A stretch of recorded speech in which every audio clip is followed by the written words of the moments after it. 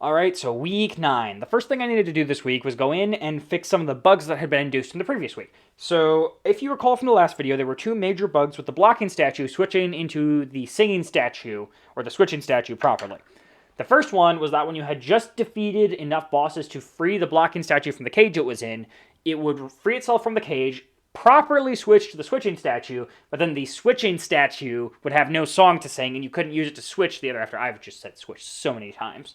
But the second bug was that when you had defeated all the bosses, freed the statue from the cage, and it had replaced properly, if you left the scene and came back, it would just be gone, right? The blocker statue would remove itself from the tree, but it wouldn't add in the switching statue properly, which is a big issue, right? We want it to spawn that other statue in so you can sync to it and, not undermine the whole point that statue's there. So I figured, okay, the first bug sounds like it will be easier to fix, so I should probably do that before working on the second one. It was not easier to fix. So, oh my word, I spent so long just going through system after system, seeing where does this function call from, where does this go to, why is this working the way it does, until I eventually got a basic understanding of the bug, and I eventually managed to fix it, thank goodness. So, what was going wrong with the bug? In order to explain it, I need to first get in a little technical detail, don't worry, it won't be too difficult. Basically, in Godot, every single object has a ready function that it has to run before it can do anything else in the game. It's kind of like when you have to go up to school or you have to go up to work, you have to get out of bed, brush your teeth, get on clothes, put a hat on, or do whatever else you do in the morning, right? Take the dogs out, maybe. And if you don't do those things, you're not ready to go, and bad stuff happens when you try to leave. Same thing in Godot, right? Nodes have stuff they have to do before they're ready to perform in the game, and if they don't do that, or something improper happens while they're doing it, they're not going to be able to do anything else in the game while the game's running. That's what was going on here. So the singing statue, when it spawns in, does not initialize the songs in it. For some reason, and I don't know why, the primary node of the scene, or the root node of the scene, would cause it to initialize on it's ready. So it would be like if instead of you waking up for school, your parent would come in to wake you up for school. And this is fine and dandy while the parent's there and all that happens, but the second that they're not there to wake you up, then things go wrong. In this case, it was because when the switching statue is spawned in by the blocking statue, the parent node doesn't know anything about that. It has nothing to do with that interaction, so it's not going to go in and say, hey, get up, get ready. So the statue's not going to get the songs ready. This was a really simple fix. I just said, stop being lazy, wake yourself up to the statue. And that pretty much worked. It works flawlessly, and it works really nice, and hopefully it'll fix other bugs down the line too. This also has been a very enlightening experience for me. I think I'm going to have to go in and make sure that other issues in the game aren't coming from that behavior and really relook at that root node script to make sure it's working properly. The other bug was a lot simpler to add. This one was occurring, again, because of the ready state of the game. So basically, in Godot, again, a little bit more technical detail, in Godot, nodes are not ready until all of their children nodes are ready, right? And again, this makes sense when you sort of think about it analogously. Like, if you're a parent going to school and you have a ton of children, right? You're not ready to drive them to school until all of the children are also ready. So part of you getting ready is them being ready too. Same sort of thing in Godot. A node is not ready unless the children of the node are also ready. So as a result, children have to get ready first. They have to be ready and they have to go out the door before you can finish your getting ready by driving them to school, analogously speaking, right? In this case, because you were just entering the scene, the blocker code to remove itself from the scene was running in its ready function, right? And it was running before the parent was running. So it was trying to interact with the parent before the parent was ready, and that was causing the singing statue, which was going to be added to the parent, to not get added properly, and as a result, it just wouldn't get added to the scene. This was a really simple fix. I just basically said to it, wait until the parent's ready to do that, and it started working. And again, these seem like they're little simple things to fix, but they took a really long time to decipher from the weirdness that was going on with the game. But I'm really happy it's working, it's deciphered now, and they spawn in properly, and they despawn properly, and it works, and it's great. It's fine and dandy until I find the next bug. So yeah, that was good. After that, I figured it was finally time, after like 3 weeks of saying, I should work on the statue enemy, I should work on the statue enemy, I should work on the statue enemy. Actually, how many weeks was it? I'll have to go ahead and count all the times I said it. But basically, it was time to go in and make the statue enemy. I was really excited. So the first thing I did was I went in and I redid the design in my notebook. Because I had a design for the statue enemy floating around my notebook for a while, but I never really liked what was on the paper. The artwork didn't vibe with me. The AI that I had figured didn't click as something that I thought would be fun. So I went in and I basically redid all of it, with the main premise of it still being there. This is a statue which gets corrupted, and then it's a switch that you cannot use while it's corrupted. You have to kill it before you can use the switch again. So with that premise in mind, I went in and I got to work. And I finally came to a design after several iterations that I liked on paper. It had an AI system that I thought was pretty interesting, and then a sketch artwork that I really like, and I'll have that up on the screen now. I really like it. Basically, I came to the conclusion that, hey, maybe it should use the statue as like a hat, and then while it moves around, it can maybe like have the hat fly left or right. And then the basic idea for the AI of the enemy is that it's gonna be a hard-hitting enemy that moves fast and has a high attack range, but it broadcasts when it's going to do something, right? So you'll have the opportunity to avoid it because it will tell you before it does that. And while it's broadcasting, it will, of course, be stationary, giving the player a little bit of time to breathe and move around. With all this in mind and a plan, I went in to use the plan and actually implement it in Godot. The artwork didn't take too long to implement. It was just a simple matter of putting down the same triangles that I use everywhere else in the game in the order that I need them to be in. The animations, on the other hand, as per usual, took a decent amount of time. Much faster than having the animations of the bird enemy, now that I'm using Godot's animation editor instead of the Inkscape crap that I was using earlier. So I went in and I got the animations done. The first animation that I finished was the idle animation. It's by far the easiest to implement. Most spiders in general have a pretty simple idle animation. You just twitch their legs around a little bit. In this case, I also added in some animation on the statue for the corruptible statue's head. And actually, on that topic, the statue's kind of neat because it's moving around a 2D node, not the actual artwork for the statue. The artwork for the statue is connected to the 2D node, so I can switch out that artwork for any other artwork I feel like. And that way I can have, instead of a bunny statue, I could switch in for a bird statue, or I could switch in for whatever statue. And I actually have it coded in to be generalized, so I can tell it, hey, use statue 0, and it will go in and use the Lydian scale statue, or use statue 1, it will go and use the major scale bunny statue. So that's pretty neat. I went and I did that, and after I got the idle animation finished, I started working on the attack animation, because that was the next animation that I needed to do.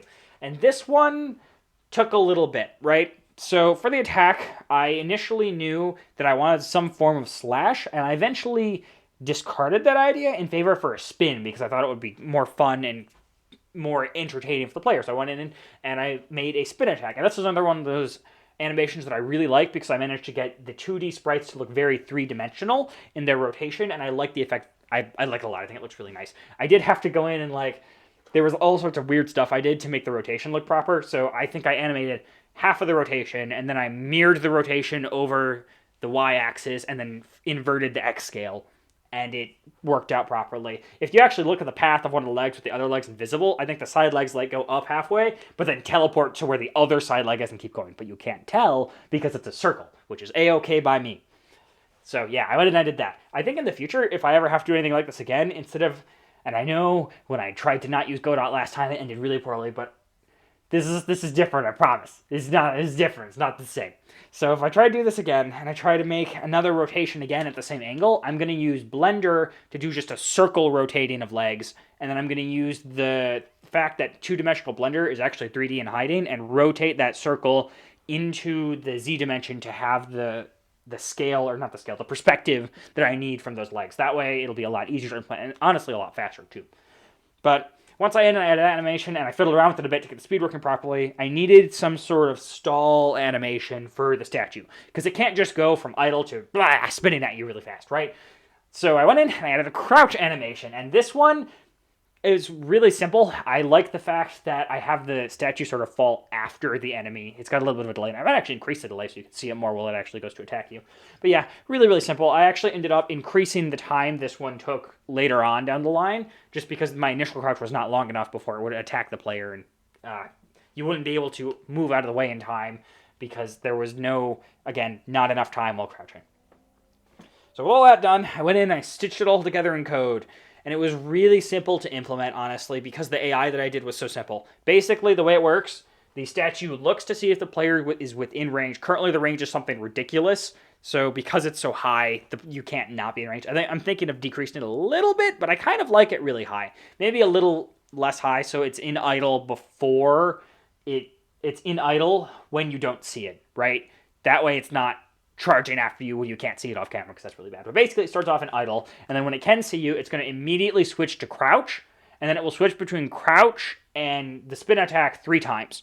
While it's in crouch mode, it obviously does nothing. It just sits there and crouches. While it's in the spin attack mode, it's going to move in the direction that it last saw the player on the last beat of the game, and it's going to do that twice for 2 beats. And I think it's in crouch for 3 or 4 beats of the game. You can hear it in the music because it plays different music while it's crouching. Once I got all that done, speaking of music, I went in and I implemented the music for the statue enemies. So the way I normally do music for these enemies is I know they're in the Locrian mode, right? So I go into LMMS. Is it LMMS or LLMS? I can never remember which one. LM/LMS, whatever it's called. I go to that and then I fiddle around with notes on the B to B scale, which is B Locrian. It's the scale without any black notes. And I eventually settled in on one that I like because I knew when it was spinning, I wanted something that frantically went up and down, right? So like, sort of like a very angry sort of up and down sound. And I also knew that when it was crouching, I wanted the music to be building up to something. So almost a scale. So notes all going up or notes all going down, something of that sort. And I went in and I did that in the Locrian mode. And I went in and I used the, I think, oh geez, it's been a little bit since I wrote it and I'm recording this. I think when I went in, I removed intervals that sounded nice. So like, I would be like, oh, this is a major interval, removed.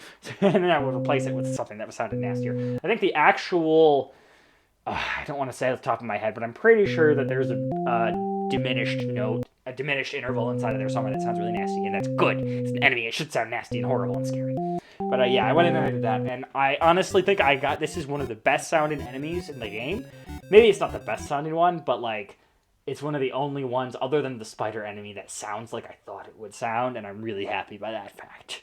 Means we're learning basic music theory, even though I'm sure there's people who are going to listen to this and go like, what the heck? This person has no idea what they're talking about.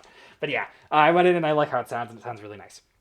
I also had to fiddle around with the inner beat of the statue enemy. So the way enemies work in the game, they keep track of the inner beat they're on for their song, and then they play the note responding to that beat, right? The inner beat of this enemy was a little bit off. I think it was, there's the weird off by one error that computer science people use all the time. It was something related to that because I just had to shift it one back, and then it sounded really nice and really what I'd liked it to sound like.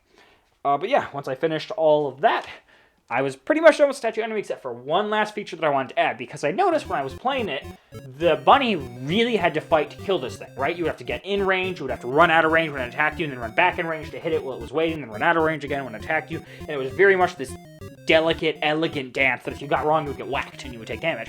The bird avatar had no issue with this enemy. It would go to attack you, and you would just say, I'm going to shoot you with like 40 feathers in the time you were trying to spin at me, and you'll be able to do nothing.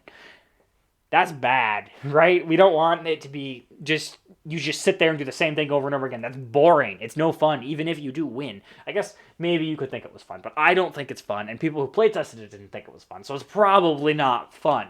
So I figured, okay, how do I solve this problem? And the simplest solution to me, well, maybe not the simplest to code, but the simplest to me from a game design standpoint is just say, okay, you can't shoot it while it's spinning. Maybe if you shoot it while it's spinning, your projectile will get bounced off of the spinning legs and it'll go flying in a different direction, right?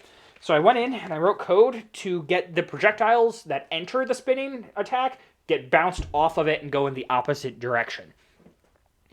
This required me to add a projectile layer to the game, which I was able to do in one location because all of my projectile math is going through one location, and I did a smarticle particle thing with planning and in the projectile library, or the collision library, excuse me.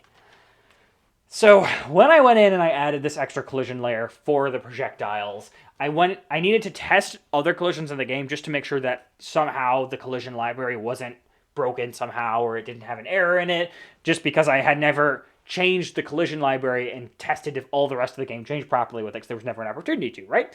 So I figured, okay, let's go and do that. And while I was testing it, I actually found a different bug that had nothing to do with what I was working on. So the feather that the bird shoots when it's flying, it's not actually flying. It's still on the main layer. It just looks like it was flying. For some reason, I never tried to shoot a flying feather at an enemy previously and have it just fly over them. Apparently, and again, this bug came from ready functions running at different times. I'm going to need to go and make sure my ready functions are running when they're supposed to in other parts of the game. So this is good learning opportunity for anyone who's curious how Godot works, to make sure all your ready functions work properly.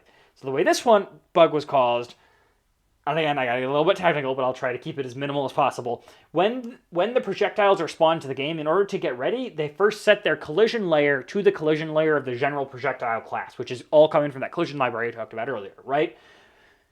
If something sets their collision layer ahead of time, like a bird avatar telling it to fly, it will get reset to the default collision layer instead of being on the flight collision layer. Because the projectile doesn't have any idea it's flying, it just does what it's supposed to do, which is set itself to the default layer that it's on. So this was a really simple fix. I just went in and told it, hey, only set yourself to your default layer if you are not in a different layer, or if you're not in a flying layer at the time of spawn. And this worked fantastic. It made the issue go away, and hopefully it would have worked for all projectiles, even though there's only like 2 actually using that class right now. But yeah, that was pretty much it for this week. It was a really simple week, and well, it's not so much simple. I spent a lot of time working on the animation for the spinning statue enemy, and then also a significant amount of time debugging that blocker statue. Debugging, when you have no idea why the bug's happening, debugging can take a very, very long time, because you have to go in and you have to figure out, okay, maybe this is what's going on. Maybe this is what's going on. This is how the system works. This is how it's supposed to work. Why would it be doing this instead of doing this other thing? And you ask all these sort of different questions to sort of figure out and reverse engineer what's going on. It's very much you science it out, right? Science... Fun fact, science is just reverse engineering reality, and debugging involves reverse engineering code. So debugging is just science in code, or science is just part of debugging reality. I don't know, but it's just a silly analogy that science people probably won't like, but computer science people will. Anyways, yeah, that's pretty much it for next week. Pretty much it for this week. See you next week.